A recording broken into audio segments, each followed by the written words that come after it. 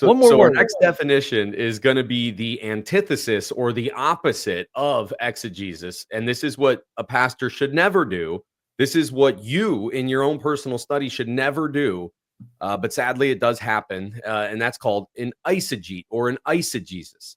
Now, the definition is reading your own ideas or biases into a text rather than extracting its true meaning. This has a lot to do with presuppositions as well, but it's still its own definition. So an example would be forcing your own modern cultural views into biblical teachings. An eisegete, once again, an example of this would be forcing your modern beliefs, your modern cultural beliefs that's going on today into that scripture. So an example would be a lot of times you see this in the He Gets Us ads.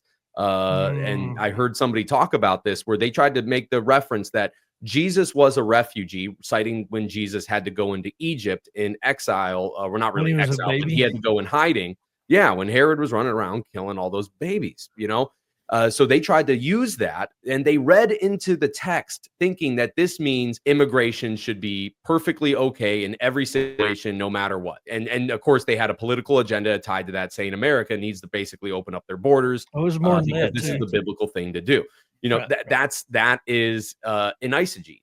Another way is, and this is kind of the common interpretation of it. I'm sure some people have heard it before if you've watched the whole Matt Chandler when he went to go preach at Elevation Church on Verdict's platform. But reading yourself as if you are the Old Testament characters, inserting yourself into the story as if you're David, and whatever problem that you're facing today is you know, your Goliath. Now, at the same time, are there some truths that you can draw from there? Absolutely. But you shouldn't go in there thinking that was the actual meaning of the text. I think the best example, actually, one of the best examples that I can give of people in forcing their own meanings into it, where there's a little bit of truth into it, but that's not the meaning of the passage, is with Joseph back in the book of Genesis. A lot of people will read that story of Joseph and they will say, I've heard it, you know, time and time again preached, you know, on a topical series on Joseph about how Joseph was faithful and God blessed him and he had a wonderful, amazing life because God blessed him through that in the end, even though he went through some persecution. While that's not false, that's actually not the point of the text. The point of the text was God sovereignly and supernaturally placing Joseph in these positions of power so that way he can save Jacob, save his brethren, in order that the line of Christ continued on, you know, all the way to David and so forth and so on.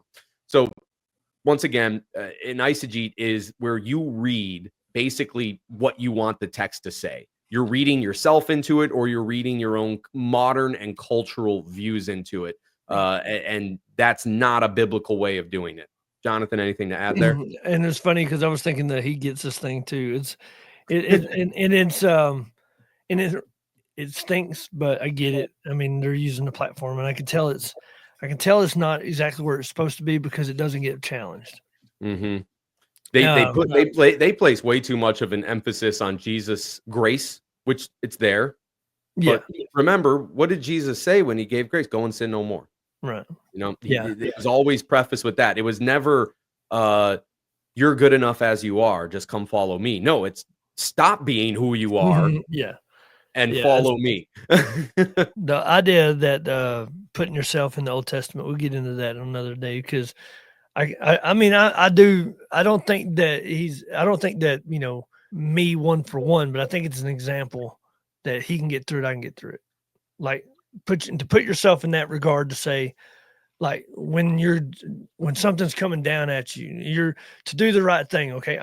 Somebody's given me this opportunity and I refuse to do it. And all of a sudden it gets turned on me that I did it. And now I'm in jail.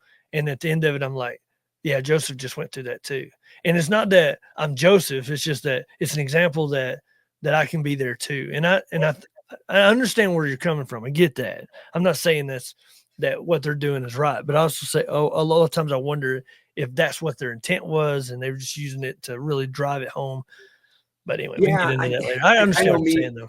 No, yeah, exactly. Like there are some great truths that we can pull out of the Old Testament that we could apply to our lives. But what I get weary of, especially when I hear it in churches, is when people will take that as if it's a biblical truth that we can apply to our lives at every single point in time, when really it goes back to the interpretation thing. God's kind of revealing some stuff for us personally. that passage. But And I'll never that can get forget. into that can get into some there's nothing that says that we have this Old Testament. We have this giant Old Testament. If I'm reading a story and God's told me to do something and I don't do it and I have to deal with stuff, I can parallel myself to Jonah. You know, that's okay. I don't have a problem with that. That's okay. And I'd hope you don't either. Okay. So like, but to I guess, like you'll hear people all the time like, oh, we're going up against Goliath and we're David, like, yeah, and that's called narrative driven preaching, which I'm talking about. Like you see it on we're watching some TV show and it was secular, and all of a sudden they're talking about David and Goliath, and I'm like, that's fine. Oh yeah. Like so many churches during Christmas do like the church at the movies thing where they try to they take like a movie. Like one I saw recently was a church in Cincinnati, Ohio, took Die Hard and tried to draw a biblical sermon from Die Hard. No, I'm not lying. The pastor, he busted through a wall smoking a cigarette in the if you ever seen Die Hard when he's low crawling through there and he's got a cigarette in his mouth, he's wearing the same thing as him, and he even almost mouths the swear word. You know what I'm talking about there. The yippee. Yeah, yippee-ki-yay. Yeah, I'm not gonna he said yippee-ki-yay, and then it they bleeped it out like as if he said this is horrible. That in itself, that's very, very, very wrong. I understand using cultural issues and talking about these cultural issues with the light of the Bible on. I think that's important. But now I will take got to make sure you're not trying to force it and cram it in there.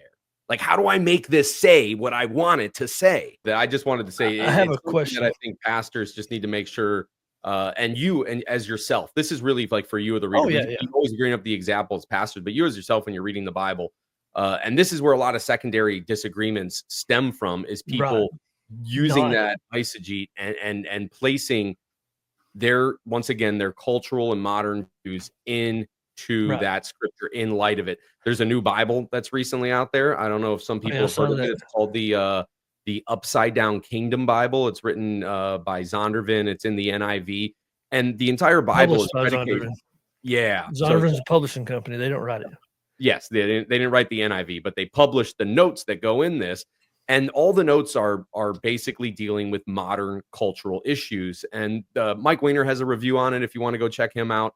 Did a really good job with it, I thought. I personally haven't read it myself. But basically, he went through and labeled it all out. And they were really doing a hard job of forcing narratives into these stories. They call it a study Bible. It's not really a study Bible. It's like just one of those men study Bible things, where it doesn't really give you notes on the scripture. It just gives you a little narrative write-up beside things. And like you said, it was that eisegete where they were placing things into scripture that weren't really even a part of it.